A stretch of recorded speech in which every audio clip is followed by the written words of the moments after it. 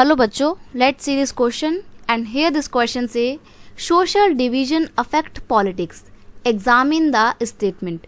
Statement दी हुई है आपको यहाँ पे और स्टेटमेंट बोलती है कि जो सोशल डिवीज़न है वो पॉलिटिक्स को अफेक्ट करता है। सिंपल सी बात है, पॉलिटिकल पार्टी अपने फ़ायदे के लिए जब वोट मांगने होते हैं तो लोगों को सोशली डिवाइड कर देती है। एक कम्युनिटी के लोगों को या एक देश के लोगों को वो कास्ट के आधार पे, धर्म के आधार पे, कम्युनिटी के आधार पे, ट्राइब के आधार पे पता नहीं कौन कौन सा बेसिस देकर डिवाइड कर देती है।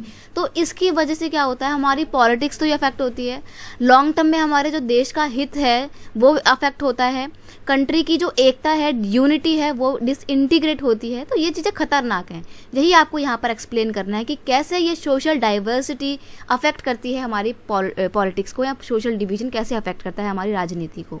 Social division affect the politics very badly, बहुत बुरी तरीके से अफेक्ट करता है।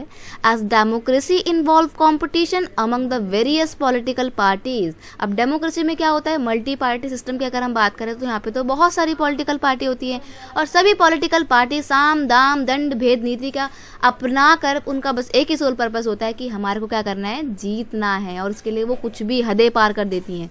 Sometimes these political parties divide the society because they demand for the vote on the basis of caste, religion and community.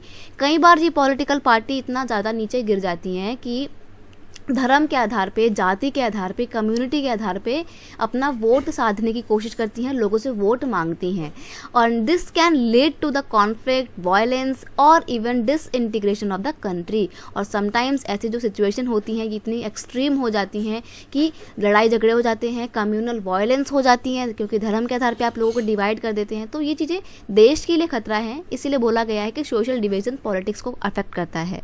I hope you understand it well. Best of luck.